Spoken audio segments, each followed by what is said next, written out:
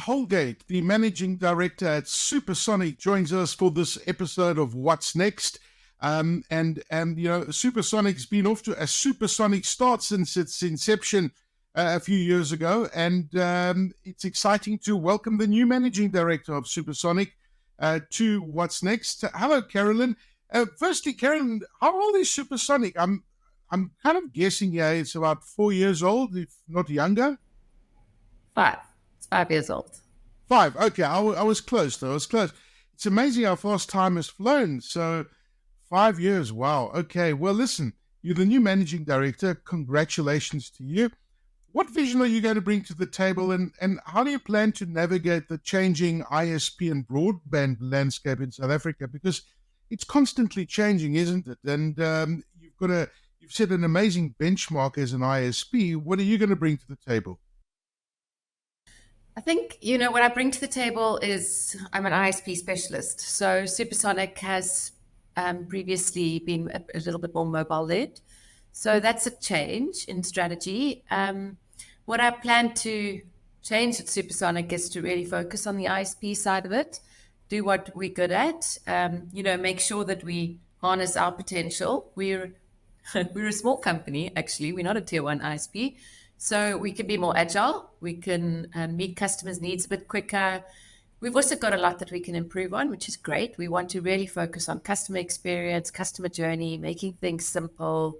In a world that's confusing, if you're not in the technology space, it's our job to make it easy for people. And really that's what I'm planning to do. And also focus on the fiber landscape. So we will focus on fiber. And we will have other connectivity options depending on what customers want. But we will focus on the fiber landscape and leave the big mobile players to focus on the rest. Okay, well, that's very exciting, Carolyn. And as you said, you guys are very agile, and it's amazing to watch how Supersonic is innovating, because there are so many first innovations you guys are doing. And I guess when you're that kind of when you get that agile, you can focus and really innovate at that pace. Could you share with us the current status and performance of the AirFiber product? Because I went to go and see that AirFiber product at one of your sites in just off the 14th Avenue exit, and I was astonished at the distance that you can get AirFiber to, and it's an amazing product. And what are you anticipating the growth to be going forward? Because I know it's quite a new product relative to the age of Supersonic, but it's a fantastic product, and I'm sure it's got tremendous growth potential and development going forward. What are you planning to do with it? It is a tremendous product, and it has got growth potential. I think from our perspective, though, we will focus on what the consumer wants. So we won't be focused on a technology type. So, if we can agree that everybody needs the internet, because everybody does need the internet. So if we can agree on that, then we can say, what does the consumer need? Where do they live? And how much can they afford? And then within that, we will slot in different product sets. And AirFiber has a huge potential where there is no traditional fiber. It is the retail selling price is slightly more expensive than a normal fiber product. So because of its infrastructure that's required and because it's not everywhere. So it is slightly more expensive. So we will allow AirFiber to fill the gaps in, if I could say, more rural areas or areas where there isn't a traditional fiber. So, AirFiber is, it's stable. It's a better product than potentially one that goes up and down the whole time. So it's definitely a more stable product. But it's we'll use it because depending on what the consumer wants, we will then offer AirFiber. It won't be a main focus for us. It is something that MTN, though, will also offer to potentially other customers, other ISPs, if they would like. Yeah, no, listen, I've got a friend using it, and they rave about it, and they're out in the open. There's no fiber in the area, but they say, well, listen, I tested his speed at his place, and it was extraordinarily fast. So, well done. What trends or changes do you expect to see in the South African broadband market in 2024? And how is Supersonic preparing to adapt to or lead to these changes? And I do hope there's more speed involved as well, because it seems to the trajectory of speed seems to be going like this. It's astonishing to think that a decade ago we were using dial-up in some cases, and the speeds were what they were. But it's amazing what speeds are available today, right? Yeah, I mean, speed, I think, so in terms of 2024 trends, definitely speed, but also prepaid fiber. And prepaid fiber, because of the nature of where it is and its areas that it's being rolled out in, speed will be there, but it comes at an affordable price. So given consumer pressure, I don't think we can just focus on speed. We need to focus on what consumers can afford. And that often doesn't go hand in hand with speed.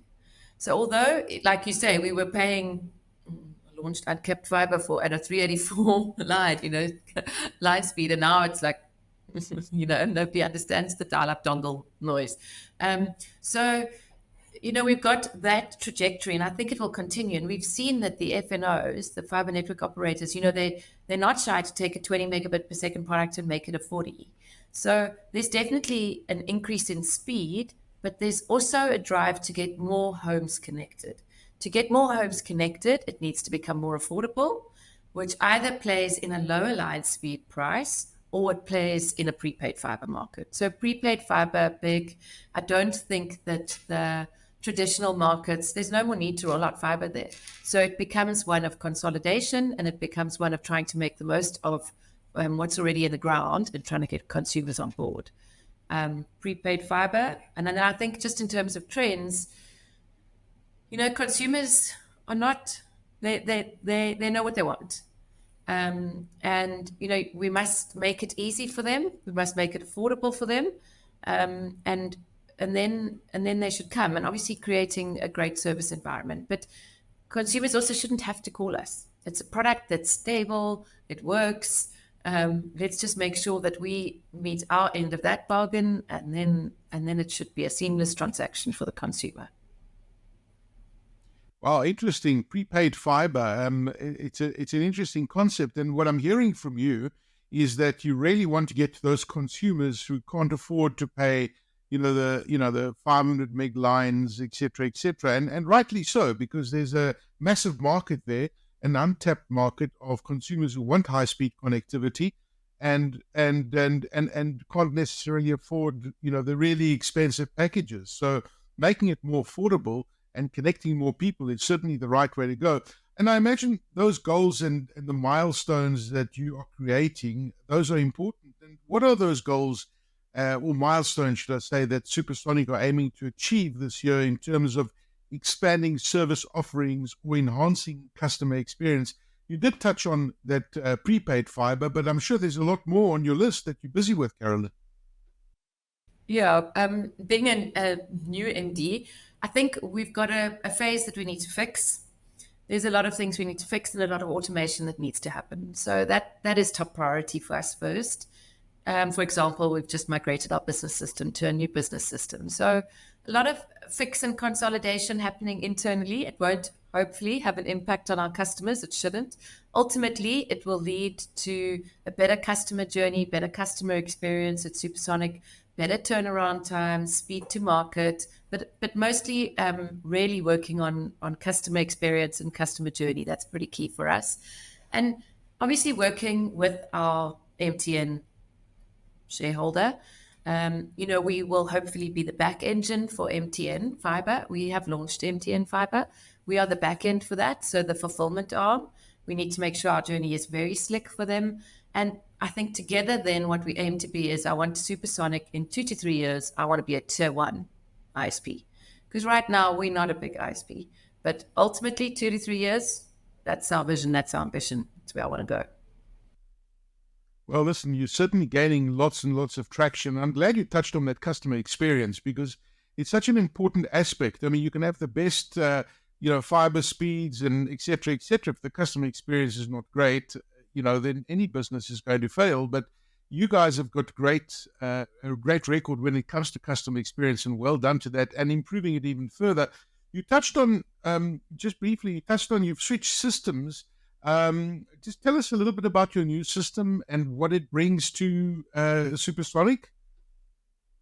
We've gone with a new business system called Agility. It's not unfamiliar in the industry. There's a couple of players on it. We've actually been on this system for about 18 months already, and it was just the final migration that needed to happen. What it brings to us is very clear processes. It should make our organization a lot more simple because it is a subscription ISP-based business system. So if we just use a lot of those rules already, it makes things a lot simpler for us. Customer migration, customer integration, customer billing.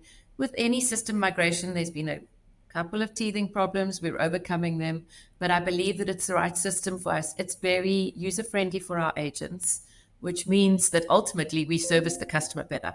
So, it's a very user-friendly journey, even for our agents here, for our customer service agents.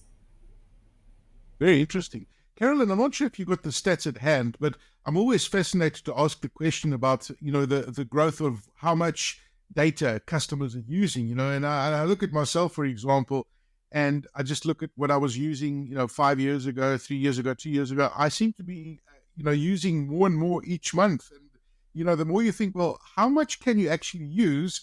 You're actually consuming a lot. And I guess that, when you look at today's television and streaming services, streaming in 4K, there's much higher data and bandwidth required, etc. But I'm sure that you're finding that kind of trend. Do you have any stats on how much your customers are consuming last year versus this year, for example? Is that freely available? We've definitely seen an increase in demand, and we've seen an increase in high speeds, like you were referring to earlier. People don't use under 100 gigs anymore. The minute you do streaming, the minute you do any form of entertainment, you can't use under 100 gigs. Yeah, absolutely. And then I guess when you put on top of that all the IoT devices and cameras and stuff that people are connecting to their systems, be it on the enterprise space or the home space, I mean that's adding additional complexity and demand on that fiber network. But extraordinary what it's doing for people's lives and how it's unlocking value in organizations. You can't imagine the future without high-speed connectivity today. Carolyn Holgate, who's the managing director at Supersonic, very, very exciting times ahead. Passionate about your role, and I look forward to catching up in the next few months to find out how it's all going and where you guys are going. And good luck in the future and your growth prospects. I've no doubt that you guys are going to be going at a supersonic speed. I hope so. Thanks very much.